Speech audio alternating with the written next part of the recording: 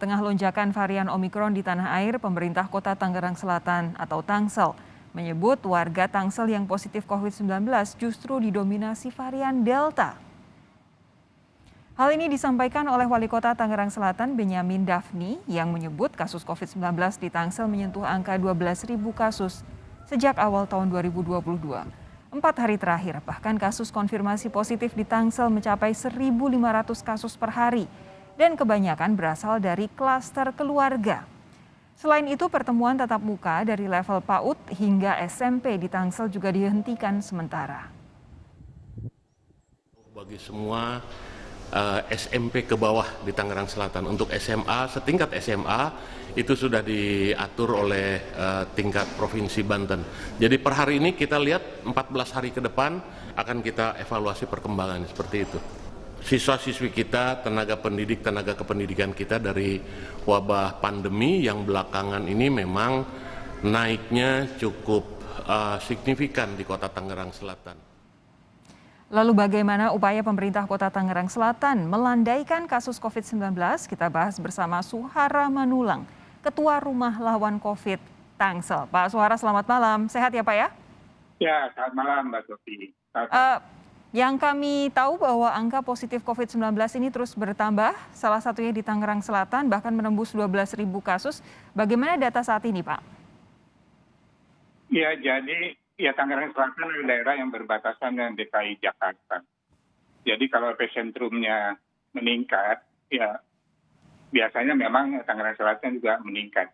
Dan juga banyak warga Tangerang Selatan juga yang bekerja di DKI Jakarta. Jadi sekarang perharinya sudah di atas 1.000 ya tambahannya. Bahkan 1.500 per hari bisa tercapai. Oke, jadi total kasus berapa Pak sejak 2022? Kalau secara data dari Satgas COVID-19 Tangerang Selatan sudah 17 ribuan, Mbak. Oke, nah apa dasarnya ketika Pak Benyamin Daphni bilang bahwa varian Delta itu lebih mendominasi dan bukan Omikron, Pak? Ya mungkin sedikit meluruskan ya, memang data yang ada, baik dari provinsi maupun memang keterbatasan alat sebetulnya untuk memeriksa Omikron itu sendiri, Mbak. Jadi sebetulnya tidak bisa menyatakan itu Delta atau Omikron. Keterbatasan itu dengan lonjakan kasus, ya kemungkinan Pak Wali Kota menafsirkan Delta begitu. Jadi bukan secara pasti, Mbak.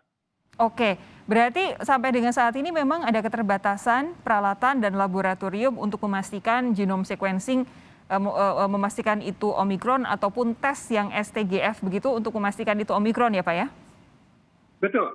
Jadi kami menghadapi dilema permasalahan yang beredar untuk membedakan Omikron atau varian lain.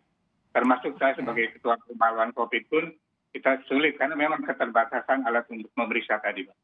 Kalau selama ini ada tracing begitu dan hendak mengetahui varian apa yang saat ini sedang beredar di Tangerang Selatan, bagaimana caranya sih dikirim kemana, Pak?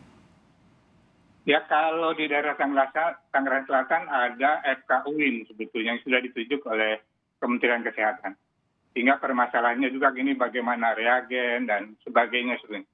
Ya kalau memang tersedia semua kemudian sistemnya bagaimana, ya kami sangat terbantukan begitu.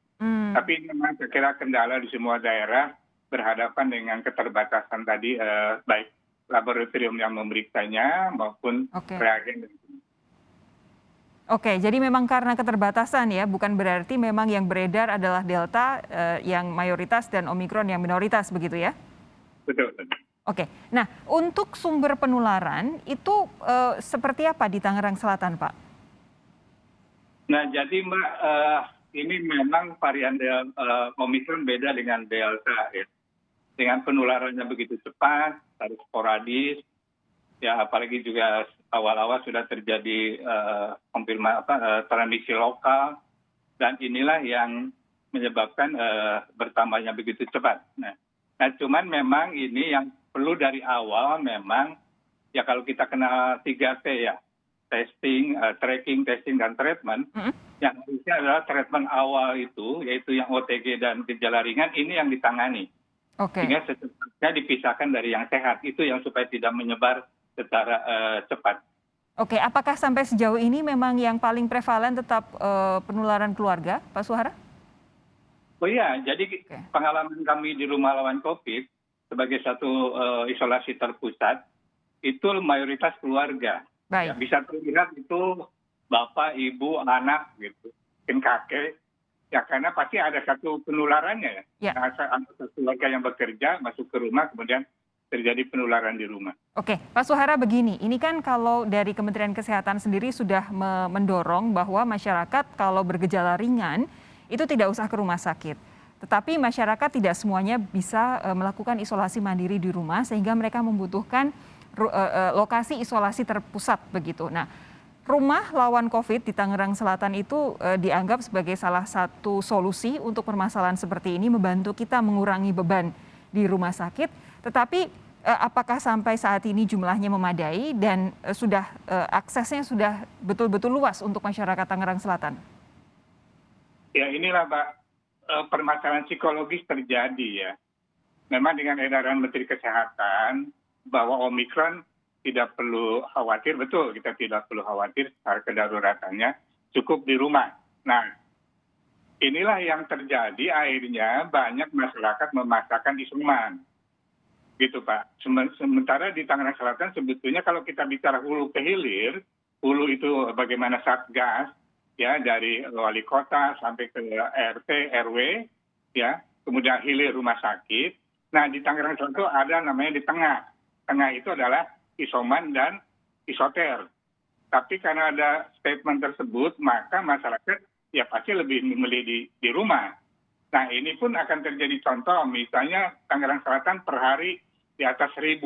Tapi yang masuk ke rumah lawan COVID 30 sampai mungkin 20 sampai 30. Jadi masih ribuan yang masih di rumah yang ini yang harus kita waspadai, kita awasi.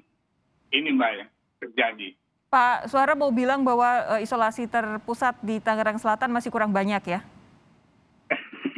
Bukan mendoakan kurang banyaknya gitu ya. Artinya ya dengan 300 kapasitas rumah lawan COVID, artinya kalau kita secara alurnya ya tiap pagi kan kita memulangkan pasien ya. Artinya kalau misalnya 50 atau 100 masuk, keluar 100 kan itu sesuatu yang bisa kita tangani. Tapi kalau hanya yang masuk 20 dari sekian 1.000, artinya ada sekian banyak yang di rumah yang apalagi kumulatif Mbak. Kumulatif yang bagaimana pengawasannya, bagaimana pemantauannya. Oke. Mungkin itu. Ya, ini harus dicarikan solusi bersama. Pak Suhara, terima kasih sudah bergabung malam hari ini di Sapa Indonesia Malam. Sehat terus ya Pak ya? Ya, amin. Terima kasih Mbak. Terima kasih.